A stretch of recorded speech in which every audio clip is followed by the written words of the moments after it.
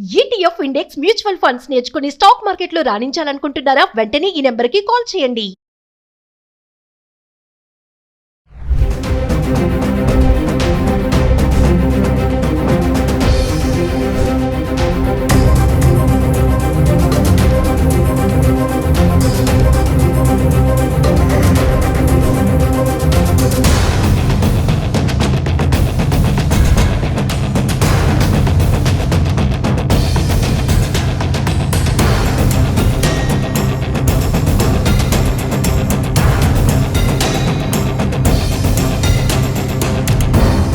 నమస్కారం, నేను మీ సంగీత. కూకట్పల్లిలోని సంగీత్ నగర్ లో సహస్ర అనే పాపపై కత్తితో దాడి చేసిన సంఘటన ఎంతో మంది హృదయాలను కలిసివేసింది. ఆవిడను పోస్ట్ మార్టం చేసిన తర్వాత కొన్ని నిజాలు బయటపడ్డాయి. అవేంటంటే, పాప యొక్క మెడపైన 9 కత్తిపోట్లు, అలాగే మిగిలిన కత్తిపోట్లన్నీ కూడా ఏదైతే పొట్ట భాగం ఉంటుందో అక్కడ మొత్తం కూడా పొడిచడం జరిగింది అని చెప్పేసి ప్రాథమికంగా వచ్చిన పోస్ట్ మార్టం రిపోర్ట్ లో మాత్రము డాక్టర్లు వెలువరిచారు. అయితే ఈ సంఘటనను చూసుకుంటే ఒక్కసారి మనం ఏదైతే పాప ఒంటరిగా ఉందో అప్పుడు వాళ్ళ ఇంట్లో కూడా 3 చాకులుంటాయి. అవి కూరగాయలు కట్ చేయడానికి యూజ్ చేసే కత్తులు. వాటిలో ఒక కత్తి మాత్రమే మిస్ అయింది. మిగతా 2 కత్తులు కూడా అక్కడే ఉండడం జరిగింది అని చెప్పేసి పోలీసులు కూడా దాన్ని పరిశీలించడం జరిగింది.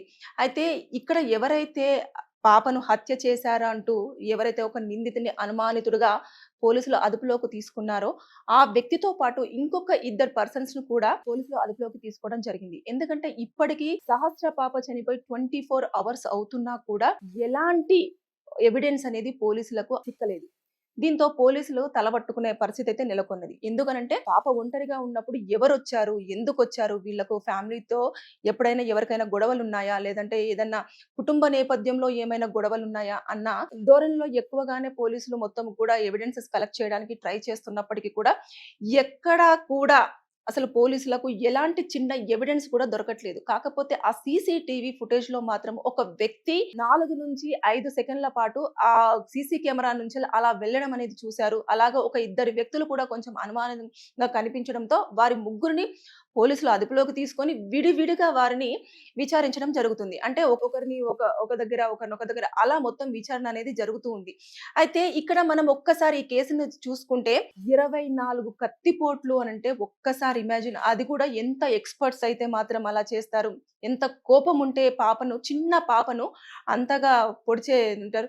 అంటే ఆ కత్తి కూడా ఎంత వరకు దిగింది అంటే లోతుకి, ఇవన్నీ కూడా ప్రతిదీ ఆ రిపోర్ట్ లో రావడం జరుగుతుంది. అంటే ఎక్స్పర్ట్స్ చేశారా, లేదంటే నార్మల్ పర్సన్స్ చేశారా, లేదంటే ఏదైనా కక్ష వల్ల చేశారా, లేదంటే కుటుంబ నేపథ్యంలో ఏమైనా గొడవలు ఉన్నాయని చెప్పేసి ఆ పరంగా చేశారా, దేనికి చేశారు అనే దానిపైన పోలీసులు ఇప్పుడు ఈ రిపోర్ట్ వచ్చిన తర్వాత ఎక్కువగా ఆలోచనలు అనేవి చేస్తూ ఉన్నారు. ఎందుకంటే ఇప్పటి వరకు కూడా అక్కడున్న ఏదైతే వాళ్ళు ఉంటున్నారో ఆ పరిసర ప్రాంతాల్లో అందరినీ ఎంక్వైరీ చేసినా కూడా వారితో ఎవరికి కూడా ఎలాంటి గొడవలు అనేవి లేవు అనే ఒక ఇన్ఫర్మేషన్ పోలీసులకు రావడం జరుగుతుంది. కానీ మరి ఎవరు చేశారు అని అంటే ఆ సీసీ కెమెరా ఫుటేజ్ చూస్తే ఆ ఒక్క పర్సన్ మాత్రమే ఒక 4 నుంచి 5 సెకండ్లు చెప్పాను కదా, దాని ప్రకారంగానే కనిపిస్తున్నాడు తప్పించి ఆ లోపలికి ఎవరైనా వచ్చినట్టు కానివ్వండి, బయటికి వెళ్ళినట్టు కానివ్వండి, ఇలాంటివన్నీ ఏమీ రికార్డ్ అవ్వలేదు. సంగారెడ్డి నుంచి ఒక 5 సంవత్సరాల క్రితం ఈ బ్రతుకు తెరువు కోసం వచ్చిన కృష్ణ రేణుకల పిల్ల పాపనే సహస్ర. అంటే ఇంత కసిగా పొడవాల్సినంత అవసరం ఏమొచ్చింది? అది కూడా మొత్తం ఆ ఏదైతే వాళ్ళు నివసిస్తున్నారో దాంట్లో ఒక 3 ఫ్లోర్స్ ఉంటాయి అపార్ట్మెంట్ లో. 3 ఫ్లోర్స్ ప్లస్ తర్వాత వీళ్ళు నివసిస్తున్నది పెంట్ హౌస్ ఆ పైన ఉంటుంది. అంటే సెకండ్ ఫ్లోర్ లో ఉన్న ఈ సంతోష్ రావు అనే వ్యక్తిని మాత్రం పోలీసులు అదుపులోకి తీసుకున్నారు. అలాగే ఇంకొకటి అదే కాలనీలో ఉంటున్న ఇంకొక 2 వ్యక్తులను కూడా అదుపులోకి తీసుకోవడం జరిగింది. అయితే ఈ రిపోర్ట్ ఏదైతే చూస్తున్నారో అది మొత్తం కూడా మెడపైన 9 కత్తిపోట్లు ఉన్నాయి. అంటే ఎంత కసిగా పొడిచుంటారు చెప్పండి. బేసిక్ గా నార్మల్ పర్సన్స్ ఒకవేళ నిజంగానే నార్మల్ గా కోపం ఉంది, వీళ్ళని ఎలాగైనా సరే పనిష్మెంట్ చేయాలి, వీళ్ళ కూతురు లేకుండా పోతే వీళ్ళు ఖచ్చితంగా జీవితాంతం ఏడుస్తారు అనుకునే వాళ్ళు ఏం చేస్తారు, 1, 2 కత్తిపోట్లతోటి సరిపెట్టుకుంటారు. అలా కాదు, వాళ్ళు ఏం చేశారు, 24 కత్తిపోట్లు అంటే చిన్న విషయం కాదు. పాప ఎంత అల్లాడిపోయి ఉంటది ఒకవేళ తను మెలుకుతో ఉంటే. లేదని ఇంకా కొన్ని కడుపు నుంచి కూడా కొన్ని శాంపిల్స్ కలెక్ట్ చేసుకోవడం జరిగింది. వాటిని అన్నింటి కూడా టెస్టులు చేస్తూ ఉన్నారు. ఇంకా పూర్తి స్థాయిలో పోస్ట్ మార్టం రిపోర్ట్ అనేది బయటికి రాలేదు. ప్రాథమికంగా ఇలా మొత్తం ఇన్ని కత్తిపోట్లు ఉన్నాయి అని చెప్పేసి అనేది మాత్రమే బయటికి ఇన్ఫర్మేషన్ రావడం జరిగింది. అంతేగాని ఫుల్ ఫ్లెడ్జ్డ్ గా పోలీసులు మాత్రం ఇలాగే జరిగింది అని అయితే ఇంకా డాక్టర్స్ కానివ్వండి, అలాగే పోలీసులు కానివ్వండి దీన్ని అధికారికంగా ధృవీకరించలేదు. అయితే మనకొచ్చిన ఇన్ఫర్మేషన్ ప్రకారం మాత్రం మనం చూసుకుంటే అక్కడ పాప పొట్ట భాగాన మొత్తం కూడా శాంపిల్స్ కలెక్ట్ చేయడం జరిగింది. అంటే ఈ పాపకేమైనా తినిపించి కత్తితో అంత దారుణంగా పొడిచారా? లేదు అంటే పాపను బలవంతంగా పొడిచారా? అనేది కూడా ఇవన్నీ విధాలుగా కూడా ఎంక్వైరీ చేయడం అనేది జరుగుతూ ఉంది. చూడండి అంటే కుటుంబం నేపథ్యం కూడా ఎలా ఉంది? తర్వాత అక్కడ ఊరు నుంచి కూడా ఎందుకు రావడం జరిగింది? వచ్చిన తర్వాత ఇక్కడ వాళ్ళు ఎలా ఉన్నారు? అనేది ఇవన్నీ యాంగిల్స్ ఇప్పుడు ఎందుకంటే చూస్తుంటారు కదా! మనము ఒక ప్లేస్‌లో నివసిస్తున్నప్పుడు చుట్టుపక్కల వాళ్ళకు, మనకు ఎలాంటి కమ్యూనికేషన్ ఉంటుంది అనేది మనకు మాత్రమే తెలుసు. అలాంటిది పోలీసులు ఇప్పుడు మొత్తం కూడా ఎంక్వైరీ చేస్తున్నారు. అంటే అక్కడ వాళ్ళు ఎన్ని సంవత్సరాల నుంచి నివసిస్తున్నారు, ఓనర్‌ని కానివ్వండి, అదే విధంగా టెనెంట్స్ ఎవరైతే ఉంటారో వాళ్ళందరినీ కానివ్వండి, వీళ్ళ ప్రవర్తన ఎలా ఉండేది, వీళ్ళు ఎలా ఉండేవారు, పిల్లలతో ఎలా ఉండేవారు, పిల్లల్ని ఎలా చూసుకునేవారు, వీళ్ళు భార్యాభర్తలు ఎలా ఉండేవారు, తర్వాత ఎవరైనా చుట్టాలు వచ్చేవారా, లేకపోతే ఏదైనా ఊరికి వెళ్ళేవారా, ఇవన్నీ కూడా ఎంక్వైరీ చేయడంతో పాటు చుట్టుపక్కల ఎవరైతే ఉంటారో వాళ్ళ దగ్గర నుంచి కూడా వీళ్ళకి సంబంధించిన ఇన్ఫర్మేషన్ తీసుకోవడం అనేది జరుగుతుంది. పొద్దున మార్నింగ్ ఎన్ని గంటలకు వెళ్తారు, ఎప్పుడు వస్తారు, పిల్లలు ఎప్పుడు ఇలాగే ఒంటరిగా వదిలేసి వెళ్తా ఉంటారా, లేదు అనుకుంటే ఎలా అని చెప్పేసి ఇప్పుడు క్షుణ్ణంగా పరిశీలిస్తున్నారు. ఎందుకంటే మొత్తము బాలానగర్ కానివ్వండి, తర్వాత నెక్స్ట్ ఏదైతే కుక్కడపల్లి ఉందో కుక్కడపల్లి ఇలా ఇలా అందరు అధికారులు అక్కడ చూసినా కూడా ఎలాంటి ఎవిడెన్స్, చిన్న ఎవిడెన్స్ కూడా దొరకలేదు అని అంటే హంతకులు ఎంత ప్లాన్డ్ గా ఉన్నారో ఒకసారి ఆలోచించండి. అంటే ముందుగానే ఎప్పటి నుంచో ప్లాన్ చేసుకుంటున్నారా? అంటే రిక్కీ అంటారు కదా, రిక్కీ చేసుకొని ఎప్పుడు ఫ్రీగా ఉంటారు, లేకపోతే వీళ్ళు ఎప్పుడు వెళ్తారు, పాప ఎప్పుడు దొరుకుతుంది అని చెప్పేసి అలా ప్లాన్ చేసుకున్నారా? సడన్ గా అనుకోకుండా జరిగిపోయిందా? ఇవన్నీ కూడా ఇప్పుడు పోలీసుల మైండ్ లో రన్ చేస్తున్న క్వశ్చన్స్ అన్నట్టు.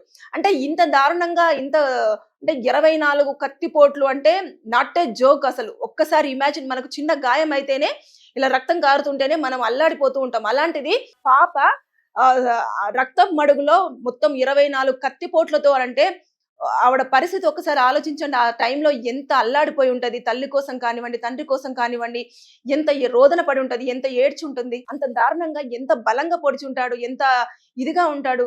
అంటే లోపల వరకు దిగడం కానివ్వండి, కొన్ని ప్లేస్లలోనైతే ఇట్లా బయటికి అంటే ఏదైతే కడుపు లోపల పేగులు ఉంటాయో అవి కూడా కొన్ని సందర్భాల్లో బయటికి రావడం జరిగింది అని చెప్పేసి కూడా ఒక వార్త పూర్తి స్థాయిలో బయటికి రాలేదు. అది వినిపించిందే తప్పించి అదైతే కన్ఫర్మేషన్ కాదు.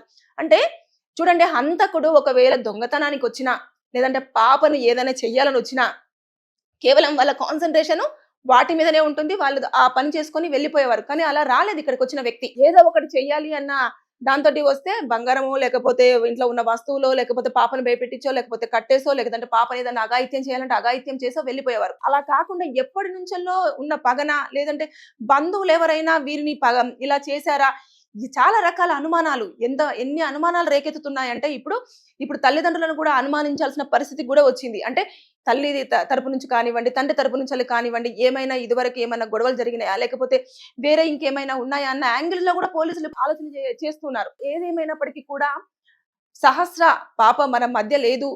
ఆవిడని కూడా అంత అసలు నేను ఇంకా చెప్పలేకపోతున్నాను. ఇంత దారుణంగా చంపుతారు అన్న విషయం కూడా ఎవరు అనుకోలేదు. మొత్తం 24 గంటల సమయం అయింది. అయినా కూడా ఎలాంటి ఎవిడెన్స్ ఇంకా దొరకలేదు. కానీ పోలీసులు మాత్రం చాలా గట్టిగానే ప్రయత్నం చేస్తున్నారు.